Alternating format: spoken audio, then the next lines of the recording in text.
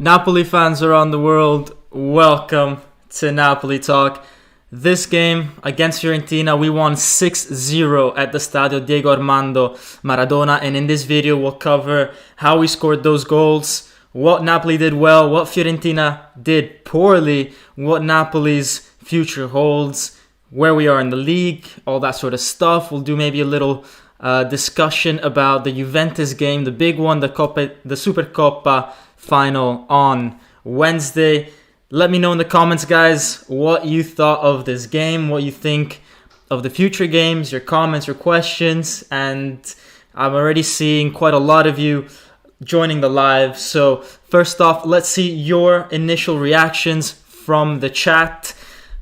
Let's see what we are saying. So Maximus 1318 Abel was saying wow, just wow. Also saying it's weird seeing Callejon in a different color than sky blue. That's another big theme of today's game. We had Callejon playing for Fiorentina, first time back at the San Paolo after 7 years at Napoli, guys. He didn't have that good of a game. No one in Fiorentina really did.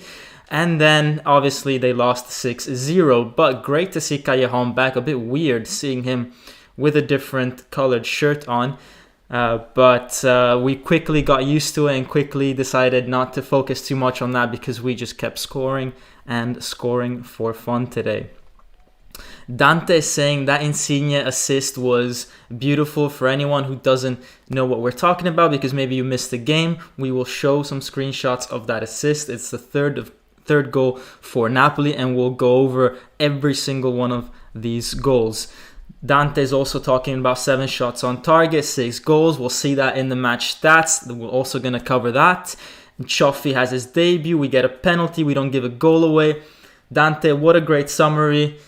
Exactly what I was going to say. Cioffi, a Napoli Youth Academy player, getting his debut for Napoli. Big moment for him. He had roughly 10-15 minutes on the field. Good for him. Maybe we'll see a bit more in the second half of the season. What was also really good, and I said this in the previous live against Empoli, was we had to do 2 things against Fiorentina. Get Insigne on the score sheet. He did that. And then keep a clean sheet. And we did that. That's all we needed to do because, guys, we had not kept a clean sheet in something like 8-7 games. That was so important for Napoli, especially heading into a cup final. That's such a big confidence boost for them. Insigne scoring means that he'll be emotionally, mentally going into that game very differently because recently he was a bit frustrated with himself. So that's absolutely key.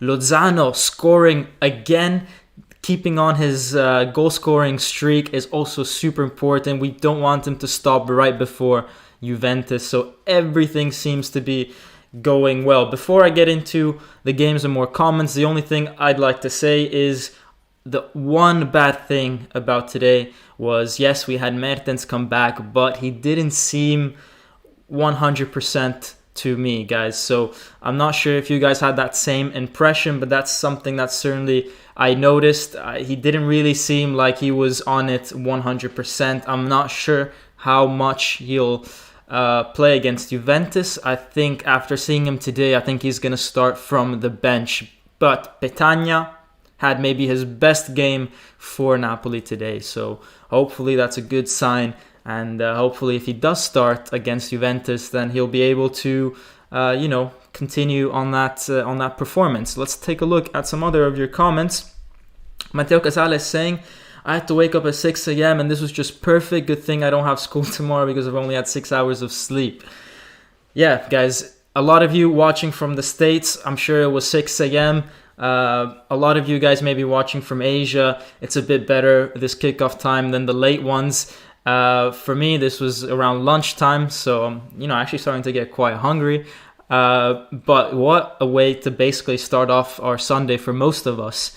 I agree with that. Anthony is saying absolute masterclass from everyone. And you know what, Anthony, on that comment, I'm just going to put in my player ratings, guys, and 8 for Gattuso and 8 for every single Napoli player, guys. Honestly, I can't fault any Napoli player in this 6-0 win. It'd be ridiculous of me to point out Hysaj's bad passing or anything like that. Guys, 100%, even the guys that came on in the last 10 minutes, I'll give them an 8, okay? You guys know how sometimes I can be really tough on these player ratings, but honestly, 6-0, clean sheet, 6 goals, dominated Fiorentina. Let's just give everybody an 8. And you're going to have to excuse me for that one if you wanted more specifics, but it just seemed like it wasn't the case today. But guys, let's get rid of that. Let me remind you guys to always, if you're following, to smash that like button, guys. It helps get this video across to more people, helps support me. So make sure you do that, and follow all the social media of Napoli Talk on Twitter, official Napoli Talk on Instagram. Now let me just get rid of this because it's going to be a little frustrating. But before we go into looking at the goals, let's take a look at the stats like Dante was saying. So if we have a look at the stats here, guys, let me just interact with this window. We've got 10 shots for Napoli, 7 on target. Guys, that is huge. We don't usually have this high ratio of 70% shots on target. And out of 7 shots, guys, we've had 6 goals. That is incredible precision from Napoli.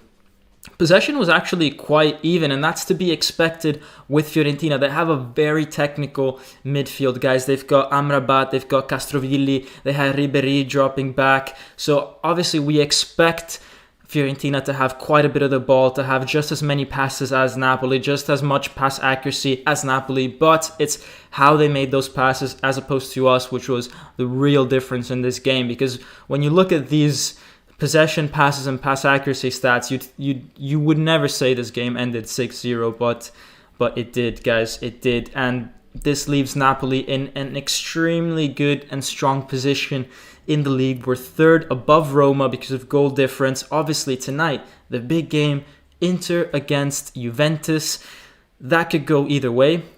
Personally, I think it'd be great if it was a draw. And then, of course, we've got Milan playing a very, very difficult game. I think it's against Juventus quite soon. No, against Atalanta, apologies, quite soon. So lots of opportunities for teams around us to drop some points. And especially with Roma losing 3-0 against Lazio on Friday night. Who knows how they'll recover from that, because it's a derby. That's going to affect them for sure psychologically. Let's look at how the teams lined up. So for us, it was a very strong formation, maybe the strongest that we could have hoped for right now, because we had Di Lorenzo that was out with all the yellow cards that he accumulated. We had Fabian, who was out because of COVID. The team last night, they all did at midnight a new round of testing. Everyone came back negative, and so thankfully this game managed to go ahead. We had obviously Lozano, Zielinski, and Insigne playing in behind Petagna, as we've had in recent games. And look at that, a goal from Lozano, 2 goals from Insigne, and 1 goal from Zielinski. But it seems like all 3 of them had a very good game, which is the case. But Petagna, who didn't score, actually had just as much of a good game, guys. He assisted 2 of these goals. What a performance by Petagna, made all the right movements, held the ball up tremendously. Honestly, one of his better performances. And then, crucially, a goal from Demme. And guys, Demme, let me transition. Let me transition so you guys can see me in quite big here, guys, because I want to do some real talk right now. All right, let me get rid of this bar as well. Real talk, guys. Demme, whenever he plays, he scores almost. Pretty much. Like, this is his 3rd, 4th goal of the campaign. Has only maybe started less than 10 games. So Demme is the type of guy who will come in and score the goals for you. And it's a very similar goal from the goal that he scored with Rijeka in the Europa League, guys. And we'll see that in the next few minutes. I'll take you over all the different goals that we scored, how that evolved, and all that sort of stuff. But let me look at the comments real quick, because it's been a while that I've been talking. Let me see what you guys have to say. So we've got Obviously, Anthony hoping for an Inter-Juve draw as expected and saying Lozano still man of the year, amazing today. We've got Daniel Bowen saying it's a blessing in disguise that Fabian caught COVID-19. Hope he gets better, of course, but Demme and Bakayoko is a good combo. Let's keep it at that, guys. Let's say, I love this message from Daniel because it's telling Fabian to hopefully get better. That's what we all want. Obviously, COVID is a serious disease. We don't know how badly someone can actually get it, guys. I mean, Fabian could be in bed, struggling right now. Let's not go too hard on him. But on the other hand, it must be said that for Napoli's case, it obviously means that Demme has more play time, forcing Gattuso to put him in. I think Demme would have played anyways because he was recovering from an injury, but he was already starting to take Fabian's spot regardless. And Demme just provides so much more energy, so much more. He puts his foot in there, and he can manage to do both phases. He's defensively very good, tracking down players like how Alan used to be. And then going forward, he's got the energy and the right sort of picture in his head of where he needs to be, where the ball's going to be to actually score that goal. And maybe it's time to take a look at some of these goals because we'll get into Demme's positioning. So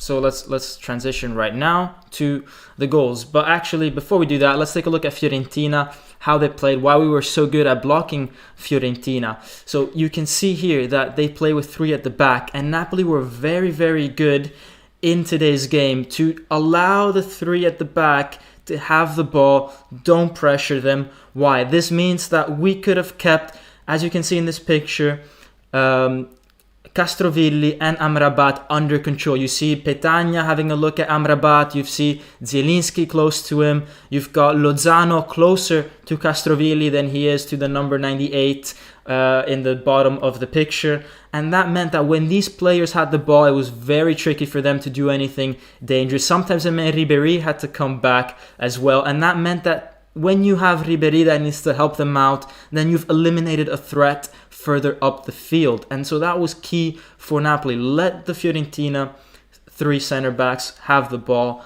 Just relax. They're going to try to pass it to Amrabat or Castrovilli. They might lose the ball. And then all of a sudden we've got so many players that can start to attack them. And that's pretty much what happened a lot of the times in some of the goals that we scored on a counter. In other goals where we were building up, it was a bit different. And we'll see with the first goal, we had basically Napoli putting a lot of pressure in the middle of the field and then keeping Lozano free on the right. And this was the same sort of goal that we actually scored against Empoli. Because the first goal that we scored against Empoli, however, Lozano in that case was on the left. But it's essentially keep Lozano as far wide as possible. He's got loads of room. You can see Insigne is about to pass it to him. And then with the space that he has, guys, he is able to hurt Fiorentina badly. He gets the ball, gets past his player, crosses it. This is where it's Petagna's show, because Petagna is able to control the ball. It's a very difficult ball to control. He's not very good at turning himself, but what he is really good at is he takes the ball, keeps it to himself, drags players towards him, and then he can lay it off at the last moment to Insigne, who is able to first time slot it home in the middle of all those bodies. So it seems like a very, simple goal for Insigne. He's got loads of space, but actually he had to make sure that that ball got through all those different bodies, guys. And now let's take a look at the build-up of the second goal, guys. This is going to be a bit tricky, so just give this picture a second, let it sink in.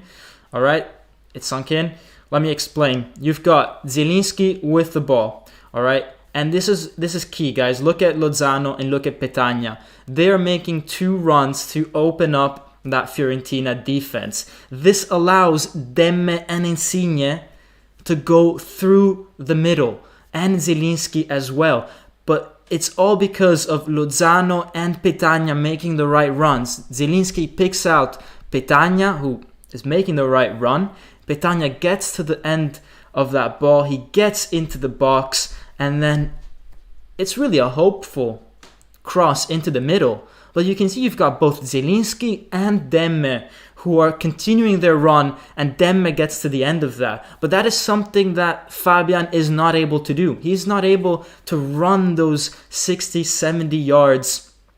And so you've obviously got a really, really good player in Demme, similar goal to the one that he scored against Rijeka. And thanks to Petagna with his second assist of the game, guys. So great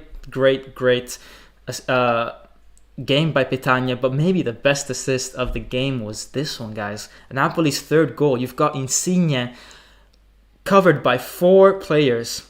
And he just starts...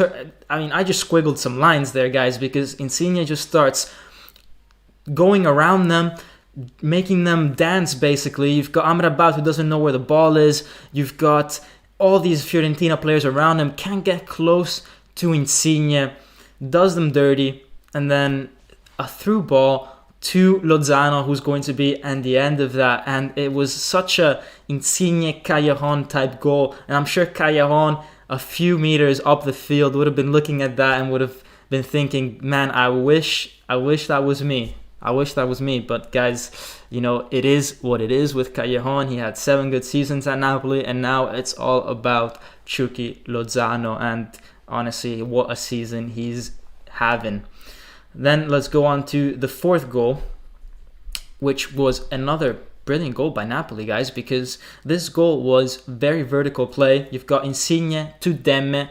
Guys, see how Demme is almost in every single goal. You've got Insigne to Demme, flicks it on to Mario Rui. Mario Rui quickly flicks it on to Zielinski, and Zielinski just does what he does best, guys. Zielinski takes on Castrovilli, or I think that's Castrovilli. If that's someone else, my apologies. Takes on his defender, does him dirty, just like Insigne did with the other guys earlier, and then slots that ball into the bottom right corner of Fiorentina's keeper. And basically, we ended the first half 4-0 for Napoli, guys.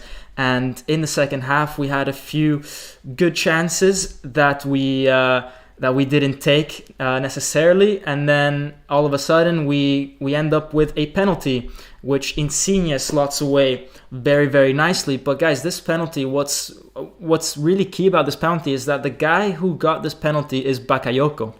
Bakayoko, who is one of our defensive midfielders, found himself at the edge of the box, guys. And we were winning 4-0 at that time. There was no reason for him to be there, but it showed that Napoli had all the enthusiasm in the world to keep scoring. And then at the very end, we had Politano with the 6th goal. Didn't obviously have enough time, guys, to prepare that goal for you because I'm going live straight after the game. So anything in the last 5 minutes is going to be difficult for me to include. But let's take a look at your comments, what you guys are saying, because I see that the chat is absolutely popping, guys. There's 50 of you watching this right now, 36 likes. Thank you to everyone that's liking this. Keep that coming. Really appreciate that. If you like these videos, then please. 39 guys, thank you. Honestly, guys, I'm speechless. Let's see what ID Beats is saying. ID Beats is saying Fabian isn't cut out for running his socks off. That's why he did well when he didn't have too much defensive duties. Exactly, guys. He's not really the type of player that is able to do this box to box. Demme is, and honestly, I'm absolutely in love with Demme. I was in love with him last year when he came and he basically resurrected Napoli. That was Gattuso's first buy, and when he came into this midfield, it changed Napoli's fortunes. Started off on the bench this season, not sure why. He's getting his spot back because what he can do is something that none of our other midfielders can do. He's got both that defensive and offensive threat, and he's improving his passing. He basically is almost becoming he's basically becoming a playmaker for us right now, because Zielinski, who is playing that number 10, is not deep enough to do those really long passes off to Lozano, off to Insigne. So that role now sits with Demme, who's playing a bit further back and can do those long balls. And he's doing that quite well, to be honest. We haven't scored from one of those, but he did set off Lozano once or twice in this game, which was really, really good. Thank you guys for the likes. I see that they're still coming. Let's see what Valere is saying. It was kind of fun to watch Petagna being annoyed because he thought no one was going to go for his pass. Yes, Petagna, but he had such a good game. And for the second goal that we scored, Zielinski gave him a nice through ball for him to run onto, and then Petagna passed it back to Demme. We are Luden is saying, I feel so sorry for Castrovilli on the penalty. Yeah, guys, I mean, here's the thing. It doesn't really change anything, guys. It is what it is. And then another thing, guys, that I don't have a photo for you guys right now, but another really important player for Napoli today was Ospina, because it seems, when you see a game that's 6-0, you think it's all straight, downhill, easy. Guys, when it was 1-0, Ospina pulled out a save that not many goalkeepers in the world can do, and that save could have compromised the whole game. It would have been 1-1. Fiorentina were actually starting to come back into the game, and who knows where this game could have gone. So it's easy to take a look at this and say Napoli, it was a walk in the park. No, guys, Ospina, absolutely crucial in today's game, kept the score at 1-0, and a few moments later we scored 2 and 3-0 in quick succession and killed the game, guys. But Ospina, one of the most important players on the field right now. Let's see what else you guys are saying. Great game for Napoli. Ospina also did great. Exactly. ID Beats is saying Insigne finding the net again was so good to see. Exactly. I said at the very start, Insigne was getting a bit nervous lately. He was getting a bit emotional. He was starting to, have an impact on his fellow teammates as well, because they would see that he'd be a bit down or frustrated. But he got the goal. He got a good assist. He got 2 goals, actually. And it's honestly going to put him in such a good mood for the Juventus game. And now all the pressure is also on Inter and Juve, because, guys, we've had a very, very tough 2 months. And everyone recognizes that. However, we're starting to come out of that. We got to win against Cagliari. We got to win against Empoli. We got to win against Udinese. Now we got to win against Fiorentina. These are all wins in basically quick succession. And it seems like now we're back on the up. And it's going to be very difficult and very unlikely for Napoli to go through as much of a bad patch as they did before. And the teams around us know that. They know that Probably Napoli's worst moment is behind them. Mertens is coming back. Insigne is starting to play well again. Lozano's never stopped. Demme's coming back onto the team and being absolutely crucial for us. Koulibaly and Manolas are back from injury. So teams around us will be scared of Napoli.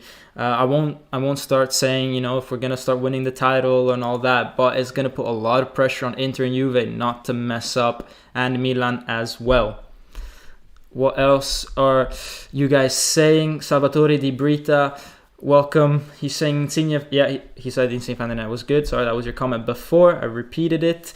Will Mertens have a problem coming off the bench, though? Maximus is saying, guys, I think Mertens, I didn't see him too well today. I think he's going to be playing definitely in the Supercoppa game against Juventus, possibly starting in next weekend's game. But I do think Petagna is still going to start. And again, why wouldn't you start Petagna after today's game? He was absolutely fantastic. Best game he's had for Napoli.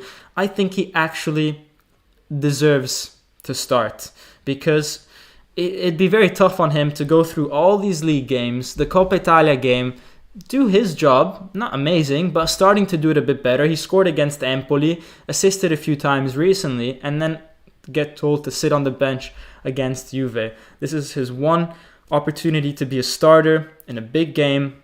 Let him have it. We'll see how it goes, and then Mertens can come off the bench. Vetsu Oji saying Petagna is injured. We'll see. We'll see about that. Giuntoli told he will probably come back on 31st. Who are we talking about, ID Beats? Osimhen. Osimhen coming back on the 31st, guys. That's possibly true. So I think there was the fact that Osimhen might have also come back negative from the recent round of testing. ID Beats, maybe you know a bit more than me about that, but if that's the case, then it seems I've heard that he's been running on a treadmill and he seems that his shoulder's doing a bit better. There was a bit of a nerve issue going on there, but he's recovering well from that. He'll be able to go to therapy and continue that process, and I think by the 31st, as Giuntoli said, he's going to be back on the field. He's going to miss the unfortunate Juventus game, but he's going to be back in what is going to be a crazy February month for us, where the Europa League starts again. There's going to be a lot of games for us, and hopefully that's going to boost Napoli's season even more. Now Maximus is saying, what's up with Petagna's weird haircut? Guys, he's always had this haircut. He can pull it off. Actually, I think it's quite cool. I think Petagna's quite a cool guy. But definitely, I wouldn't go for that haircut, guys. Let's see what else we are saying over here. Maximus is also saying he was wrong about Petagna, and that's true, guys. I've said it myself that Petagna was not always the best player for Napoli. I'm still not convinced he's going to be, the player for Napoli, the savior of Napoli, Petagna, but he's a big guy and needs a few games to get into his rhythm, into his zone, and once he's got maybe 3-4 weeks in a row that he's playing, then he's really going to be physically at his best. And he's going to, once he's physically at his best, provide for his teammates in the best way possible. He's never going to be, though, a goal scorer for Napoli. What he can do is help out in the midfield, going back and hold the ball up in the box and lay it off to players. But that means Petagna needs someone like Demme, needs someone like Insigne, needs someone like Zielinski to come at the end of those crosses. Because if he's alone in the box, he's not able to turn on himself and shoot. He needs someone to lay the ball off to. And other defenders have to be looking at that and thinking, when Petagna has the ball, we have to mark other players as well. Christopher Estrada is saying, Zielinski is a real top player, elite player, most underrated player. If he wanted, he could play in the top elite clubs like Barca, Madrid. He's on fire. He could play in those elite clubs. He's playing for Napoli, another elite club, in my opinion. But I see what you're saying. He could also get into Madrid and Barcelona 100%, guys. He's the most underrated player. But the guys who know what they're talking about, they know about Zielinski. Klopp at Liverpool has been wanting Zielinski for like 10 years now. So coaches who understand football, they know how good Zielinski is. And we've all seen glimpses of Zielinski in recent seasons, but this season he's becoming a totally different player. He's becoming a player that assists more, and most importantly, a player that is scoring more. He's probably got more goals now than he's had last year, which is great for Zielinski. The new number 10 rule really suits him, and it's going to be interesting to see how him and Mertens are going to share that role when Osimhen is back as the number 9, because I think for now Mertens is going to get that number 9 ahead of Petagna when he's fully fit. But when you've got everyone fit, that's going to be interesting. And Gattuso's got quite a big task on his hand to keep all those players happy. Luigi Della Vecchia is saying, we should stop making fun of Petagna. Maybe he's not a top player, but his efficacy is clear. Exactly, guys. I mean, here's the thing. We point out when the players are not playing well, but when they do play well, we also have to admit that. And Petagna recently has been very, very important for Napoli. He's not been scoring too many goals. He's never going to be that goal scorer, but assisting, he's doing that pretty well. And, it's better to have him than no one at the moment. Zielinski this season has more nutmegs than assists and goals combined. Guys, Zielinski is a joy to watch. Goals, assists, and nutmegs. What more could you want? Christopher Estrada saying, what does the future hold for Cioffi? Low maybe. So that's another big theme of today, is the fact that we have this young guy Cioffi that started. He was playing on the left for us today in the last 10 minutes.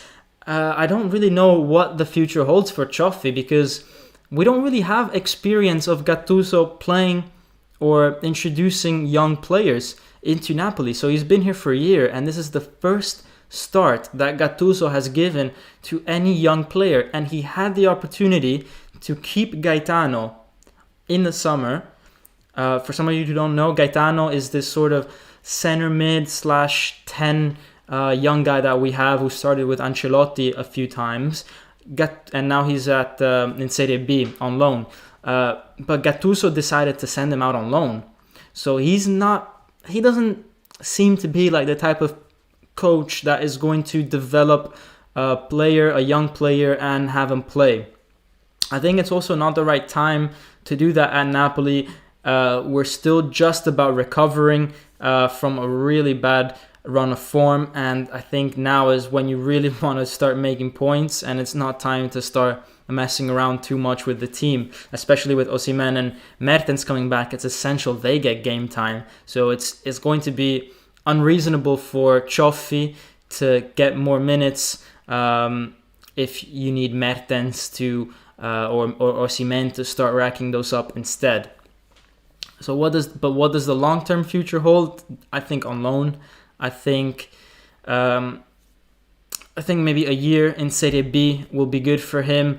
I looked at his stats, and he's not a prolific goal scorer either.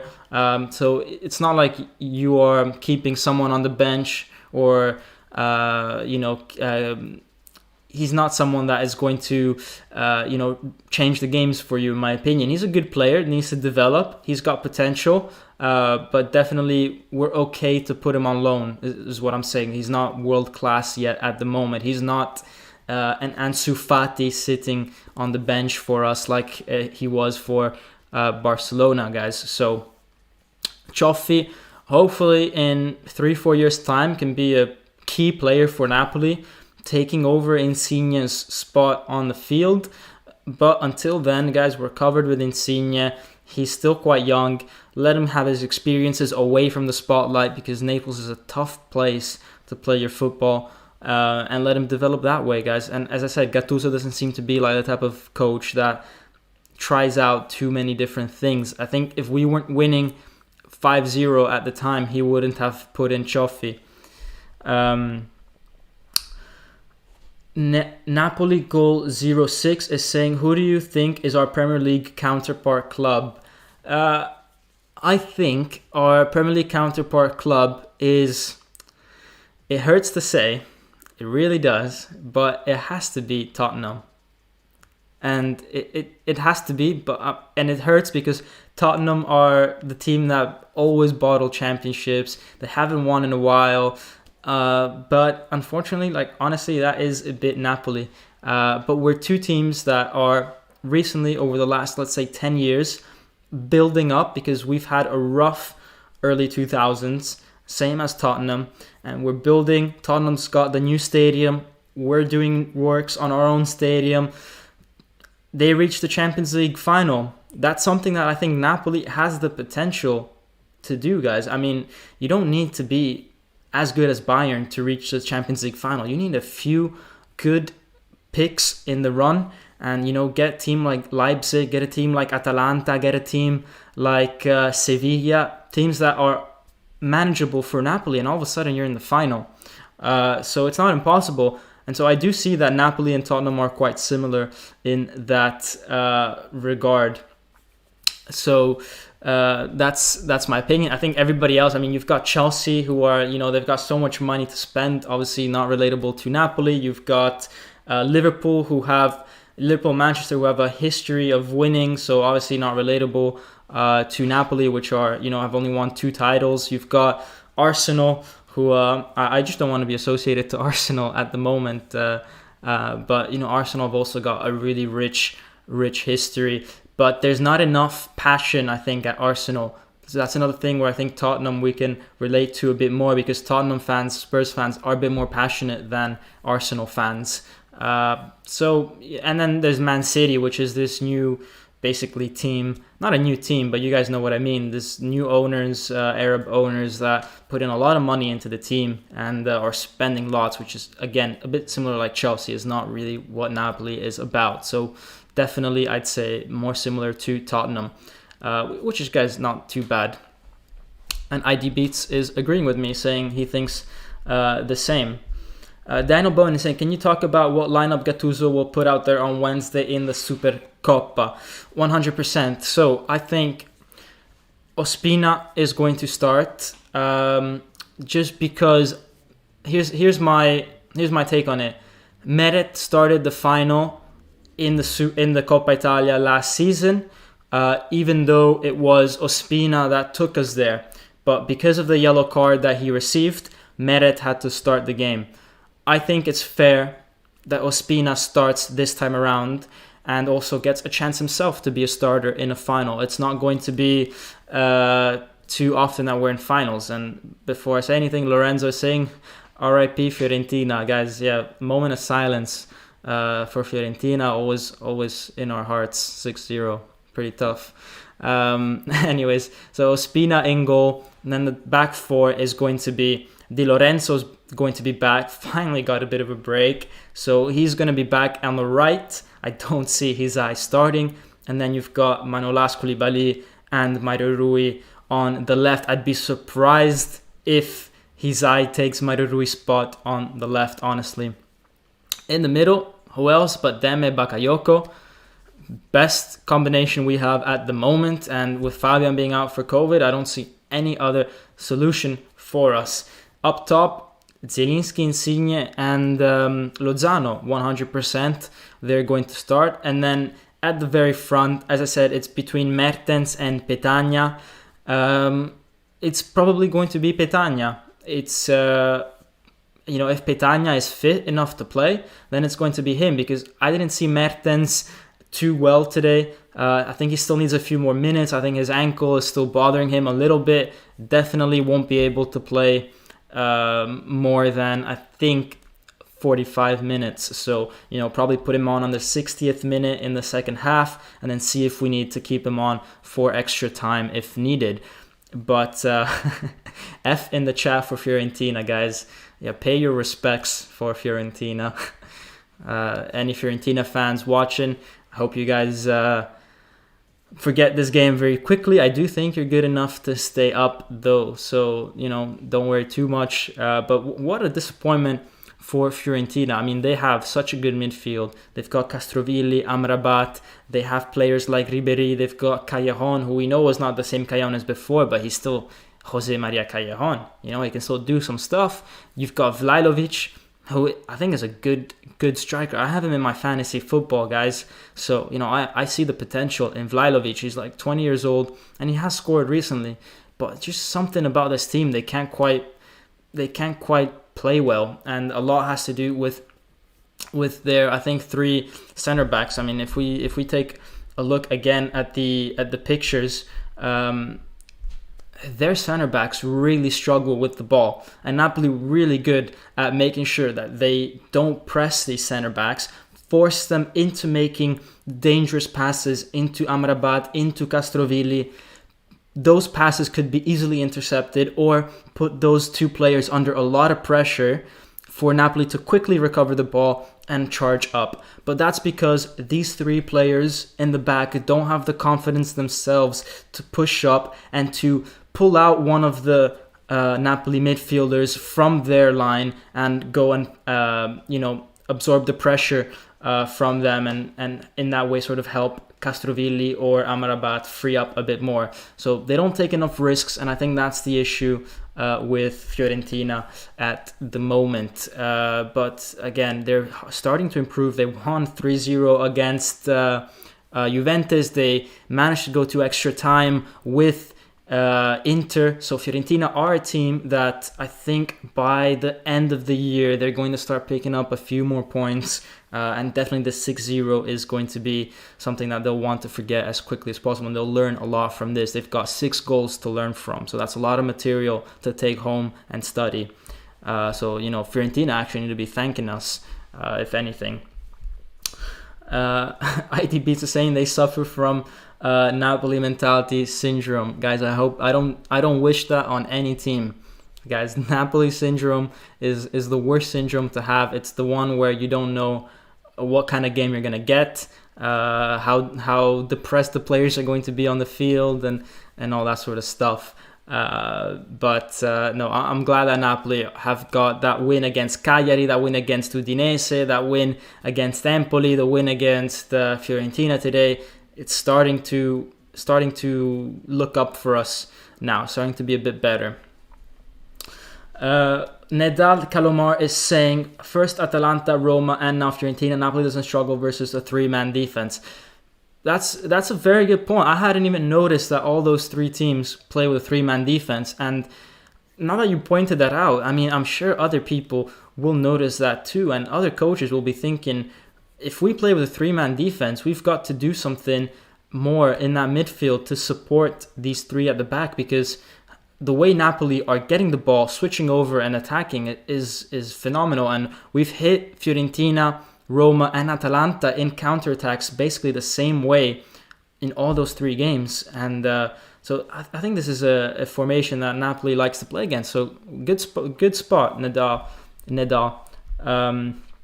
Christopher Estrada is saying, what's the situation of Bakayoko? I know he's on loan with no option to buy, but do you think Napoli can find a way to somehow buy him? I really hope so. Key player. Guys, Bakayoko, the situation with him is, as you said, he's on loan to Napoli. I think Napoli just had to pay 1 or 2 million to have him on loan, which is great. The situation is actually that, from what I remember, when we bought him, this was his final year of contract. So his contract ends in July 2021. Now, I don't know. Obviously, that would mean that he'd be a free agent. I don't think that's the case necessarily. I think in the meantime, when he transferred over to Napoli, Chelsea forced him to sign an extension on his contract. So he probably still has an extra year to go with Chelsea. In that case, I do think Napoli has to buy him. I mean, he's proven himself at Napoli. He's the starter in every single game. The only way Napoli don't buy Bakayoko is if Gattuso doesn't renew. And then if Gattuso doesn't renew, then we might get a new coach, and then he might have different ideas of how to run that midfield. But with Gattuso, you've got to put in an investment. You've got to put in the money for Bakayoko. I mean, we'd be taking a step back if we didn't. And Bakayoko's been really good for us, I think. Obviously, he makes a few mistakes, but guys, he's playing every single game. And I like the combo he has with Demme. We used to think that Bakayoko and Demme were going to be the two players that were interchangeable with each other, but actually playing together is where they, I think, shine the most. So I want to see that happen. There's been rumors about Demme going to Fiorentina and Demme leaving Napoli. I don't see that happening, guys. I don't see that happening at all. I don't see why Demme would want to do that. I think he's got enough quality and confidence in him to be a starter at Napoli and retain that spot ahead of Fabian. I think if there's any midfielder that's leaving right now, it's Lobotka, who's not getting any game time, and I don't think many people rate him that highly. And in the summer, potentially Fabian Ruiz. And I'd like Napoli to have a think about Locatelli if we do sell Fabian and Lobotka. I think Locatelli would be a really good addition to this Napoli midfield. ID Beats is saying, Napoli talk, his contract ends in 2022. We have to probably pay 20 plus million. So as ID Beats is saying, Bakayoko's contract was extended a year because when Napoli were in negotiations with Bakayoko, it was ending in 2021. So they extended it a year and then had him sign over for Napoli. So thanks ID Beats for being on top of it as always. Maximus is saying, I love Gattuso screaming. It's hilarious, guys. 6-0 up, Gattuso screaming. He needs to calm down a little bit. Not because the screaming bothers me or anything like that. That's fine. I just think that his health is at risk here. We know how Gattuso had the eye patch for a lot of time, maybe about a month. And guys, I mean, he needs to relax a little. When the game is 4-5-0, 6-0, he can relax a bit more, and he should be doing that. But credit to him, he really cares. He really cares, and it's nice to have a coach that really cares. I'm not so sure our previous one, Ancelotti cared as much, and that's just a thought that is mine. I don't think he. I think maybe even his son was picking a few things for us instead of him, but that's a totally different subject, guys.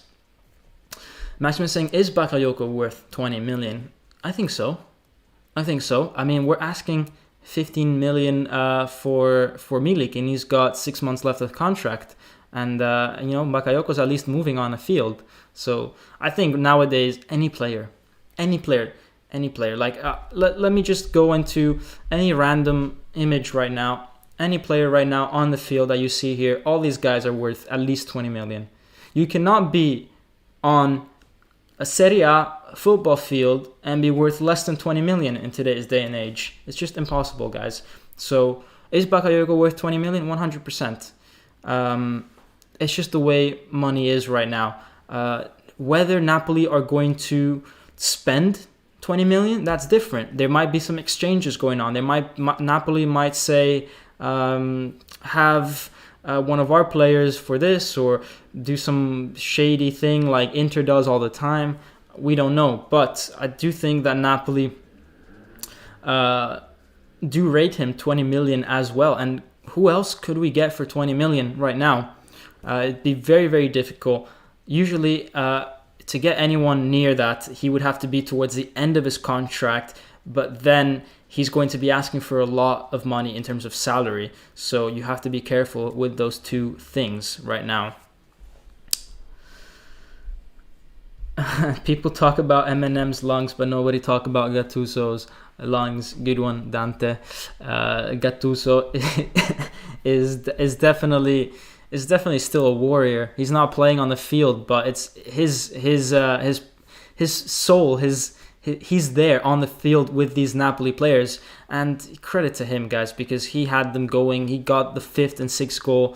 Bakayoko for the penalty was in the box, and that's surely Gattuso's doing, telling him to keep going, and you could hear his instructions even, which is really, really nice. And for anyone that's joining late, because guys, there's 92 of you right now. For anyone that's joining late, let me just go over some of the goals that Napoli did, and I think this one's a really good one for a lot of you, maybe newcomers, to understand how Napoli plays. It's a bit of a complicated scene here, but you've got Zielinski with the ball, and you've got Lozano and Petagna making runs to stay wide, dragging the Fiorentina players wide, and that means that Demme and Insigne can make bursting runs through that Fiorentina defense, and that's exactly how Napoli scored. When we got the goal, it was exactly like that. We had Petagna that got the ball on the right,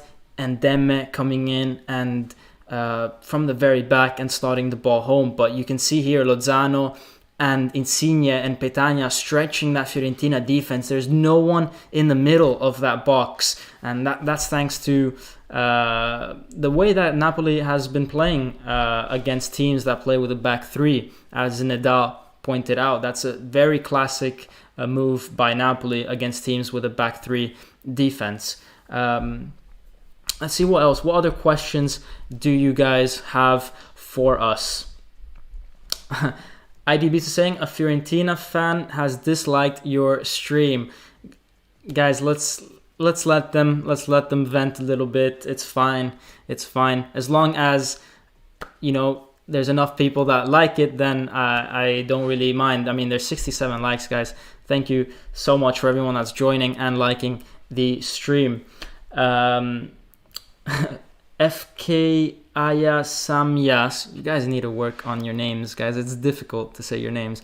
But he or she is saying, since Fabian isn't present, Napoli will dominate. That is, it's tough on Fabian. He's out for COVID, but I do like Demme so much more. Brings in a bit more than Fabian at the moment. Anyways, guys. I think I think IDB is saying that 5 or 6 million is how much Baka's worth. That's a bit low in my opinion. Maximus is saying Gattuso definitely gets the credit for turning Chucky around without a doubt.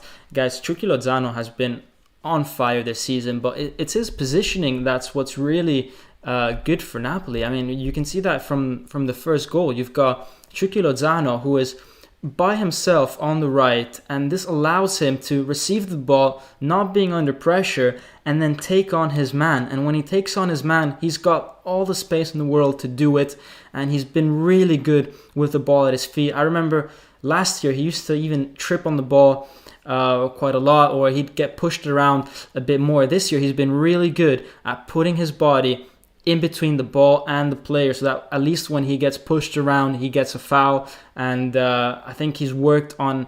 I think he's gone to the gym quite a lot, because the strength that he has in his legs to be as explosive as he is right now, make a change of position. I think Lozano is a different player from last season. He didn't have the same explosivity and reactions that he has this season, and it's not just mental, guys. That's your body being different, in my opinion. So that's how Napoli got the first goal. Actually, Lozano got the ball, dribbled past someone, and crossed it in. So Lozano has been phenomenal, but it's thanks to Gattuso, but thanks to also Lozano going to the gym, working on that, and improving his confidence as well. That's also obviously thanks to Gattuso. What else are we saying here?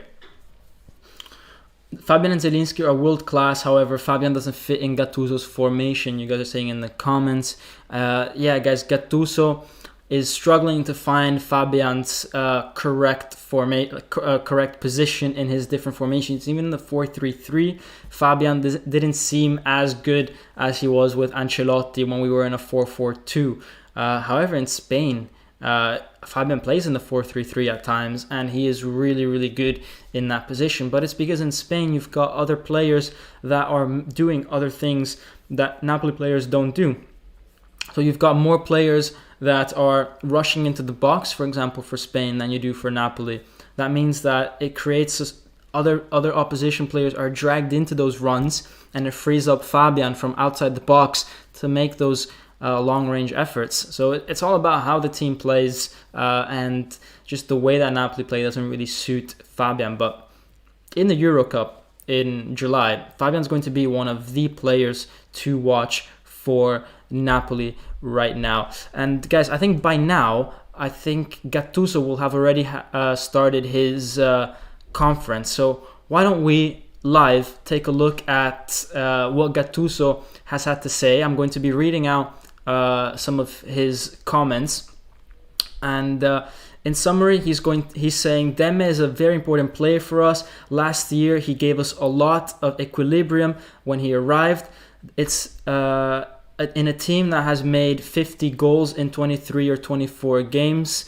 He contributed a lot to those.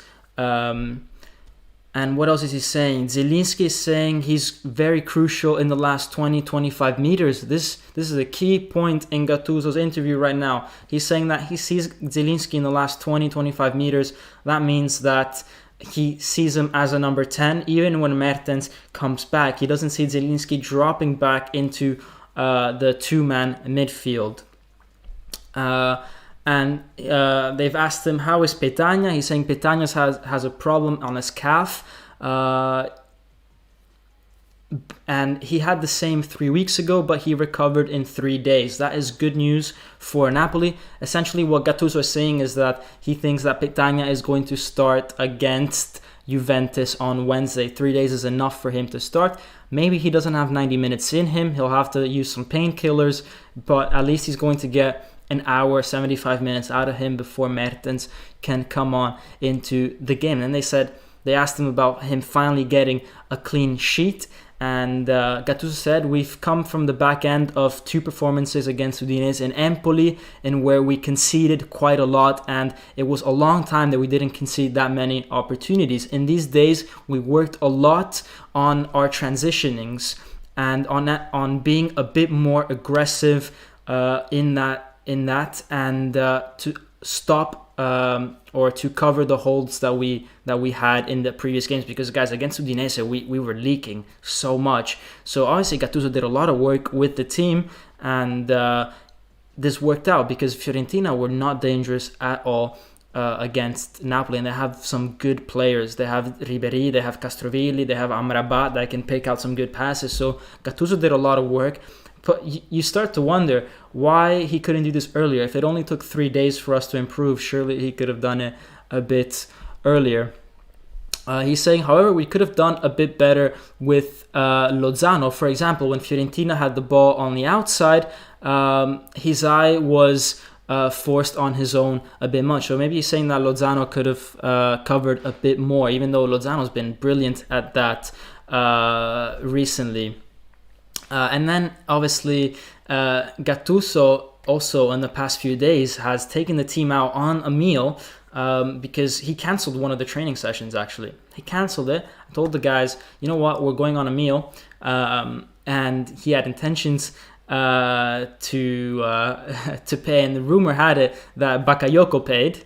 Gattuso in the interview right now is saying... no, that Gattuso paid, but I'm sure that's a joke. I think he wouldn't want to admit that Bakayoko paid, but I'm pretty sure if that rumor came out, then Bakayoko did play for Napoli, which is proving that Bakayoko is someone who is becoming so influential in this Napoli team. You know, he's a new guy paying for everyone's lunch. Obviously, guys, these are multimillionaires. He can pay as many lunches as he wants, but it's the gesture that counts. And then, so they joked about, okay, so before Juventus, you're gonna take them out on a new date or a new dinner, and he said, well, we'll see. I think what we need for Juventus is to always be on it, always be concentrated, and for him, it's an honor to train these guys. So, guys, very good words by Gattuso in the press conference, actually. Got it live here on Napoli Talk for the first time. So honestly, Gattuso seems that he's recompacted the team. Bakayoko seems to be really important. He's worked on their defensive aspect. Again, I struggle to understand why he didn't work on that before. We all saw it, that it was missing. But Maxim is saying, definitely include the live press conference if you can for now. Guys, I'll try to do that. If you guys like some of the stuff that I do or have any suggestions, then I'll do it. Do remember that this is a live thing, so you know sometimes it's quite difficult to get all your requests in. For example, I couldn't show you Petagna's 6th goal because it came late, but definitely I'll try as much as possible to do this sort of stuff and to translate the Italian press conference into English as quickly as possible for you and break it down, because I think that'd be interesting and we can have a discussion on what Gattuso is saying as well. Maximus is saying, grateful for that private dinner. Looks like it's paying off 100%. ID is saying, please make some mods for the chat as some bots are spamming. Okay, we'll work on that. Let's see who else. Marco Mollo is saying, please can you say hello to my friend Sal. Hello, Sal. That's I think that's definitely a bot. Let's see if I can get rid of this guy. Okay, there, I got rid of him. ID. I got rid of the bot, and there we go. It says message deleted right now. Vetsu just saying, I think Demme was the changer in the defensive part. Demme is better at covering than Fabian since he is a natural CDM. Yes, one thing that Demme does, we said it, he goes up and he attacks because he scored today's goal. But one thing that he does is that he sniffs the danger so much more than Fabian can, because he's naturally a defensive-minded player. He's going to fill in those gaps much more. Fabian, what he sometimes does is that it seems like he's defending well because he commits to a midfielder or an attacker or someone. He commits, right? And so you think, oh, wow, what good pressing Fabian is doing. But he's then leaving acres of space behind him. Whereas Demme is a lot more careful when he commits. He makes sure that there's enough players behind him. So you can see Demme committing, but it's never a very dangerous way of committing. It's always very calculated, and he knows when he needs to stay back, when he needs to lunge in. So Demme is very, very, very good at that. And he's much older than Fabian. He's got more experience than Fabian. It's his natural position. So obviously Demme is better at that. And but what he's really worked on this year is Demme is going forward very well as well. And look, he doesn't need to score the fancy goals. He's not about that. He's not a type of Lorenzo Insigne that likes to get the ball and whip it top corner. No, he just gets in the end of runs, slides in, and puts the ball in the back of the net. Doesn't care how he does it, as long as he's helping his team out.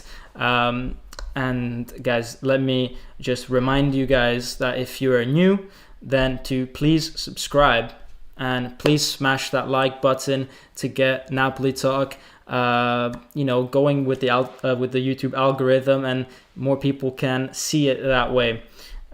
So I'll just get rid of this because it's distracting, however, but make sure you do smash that like button and subscribe if you are new. Guys, I hope you've enjoyed this live chat. We've had Gattuso's press conference in it as well for the first time. You guys say you liked it.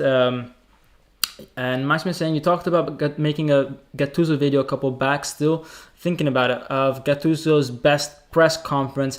Guys, I'm thinking about a lot of different videos to do. I'm working on a video about Stadio Diego Armando Maradona. I was in Naples 2 weeks ago. I did some shots of the stadium, where the scarves are, where everything is. I'm editing that one at the moment. I also want to do a really good job at that one because it's a very important video. I want to do a video about Napoli merch. I've got this t-shirt, I've got the striped one, I've got a jacket, I've got the tank top, all from this season. I was going to do a little video about that. So it's just, I'm working on different videos. I'm definitely going to think about this Gattuso one and much more. I am quite busy with other things as well, with work and all that stuff. So it might take a while until you guys get to see it, but for sure it's something I'm thinking about. Let's see. Do you know where I have to go on Discord? Maxim is saying, guys, make sure the links in the description, the Discord, all that is in the description of the video. There's a link to the Instagram, a link to the Twitter, a link to the Discord. Discord is great because there's a lot of guys out there that talk about Napoli 24/7. So if any of you guys are Napoli fans, I suggest you go into that Discord. If you like memes about Napoli, then follow the Instagram. And if you like opinions about Napoli, then follow the Twitter, please. Matteo saying 4 new subs since the beginning of the live. Thanks, Matteo, for pointing that out. We're well on our way to reaching 800 probably in the next few days. So, road to 1K. Thank you for everyone that is here and that is following. We have a huge game against Juventus on Wednesday, guys. So make sure you guys are joining in against the Juventus game. It's going to be huge. For everyone that is watching right now, there's 63 of you. I'd like to know your match predictions right now, and we can discuss which ones I agree with the most. So right now, go and type in the comments, guys, what you think the score of Napoli-Juve is going to be. And IDB is saying, do you want to do a watch-along? We'll see, guys. If I do a watch-along, it's going to be a bit harder for me to prepare the material in the background. So a watch-along means less screenshots, less analysis, because obviously I'm going to be interacting and talking with you, but let me know about that as well. Maybe I'll do a poll on Twitter about it. Daniel Bone is saying Napoli wins 2-1. Maximus, Napoli 3-2 on a late winner. FK Aya Samyas saying Napoli will lose 2-0. Ooh. Okay. Losing 2-0. You don't think anyone's even going to score? We'll see. Hopefully, not the case. We'll see. 2-1 for Napoli, 3-1 for Napoli, 2-1 for... So you guys seem quite confident that Napoli's going to come out with a win, except maybe one or two of you. Honestly, I don't think Juventus is all that. I'm keen on seeing their game today against Inter, but they've got a lot of players out for injury. They've got a very big game today against Inter. That's going to drain them a lot physically, mentally, because I do think they care about the Serie A a bit more than a Super Cup final. And in the next few weeks, they've got the Champions League starting again. Possibly they're thinking about that already. So I don't think that Juventus are all that, and they're not the same team that they were 2 years ago.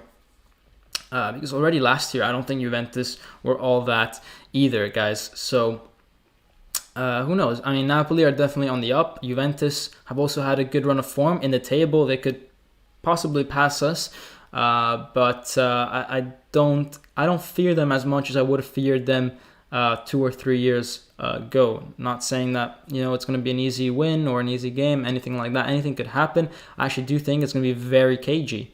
It's going to be a bit like the the Coppa Italia final, where that ended 0-0 and then went down to penalties. I do think it's going to be something along those lines, maybe 1-1. I definitely don't see a big 3-0 thrashing or anything like that. I wouldn't be surprised if it went to penalties right now. But guys, anyways, thank you for joining in on the live. Remember to smash that like button if you haven't already done so. That will help this channel out tremendously. That will help us reach these 800 subs that we're so close to reaching. And I hope you guys have a great Sunday. No better way to have a Sunday than to be winning 6-0. Big games today all around. You've got the Manchester-Liverpool game. You've got the Inter, Juve. So good game, good day of football. And right now I am starving, guys. It is something like 2 o'clock here. So I'm going to go and make some pasta. And as always, guys, Forza Napoli, sempre.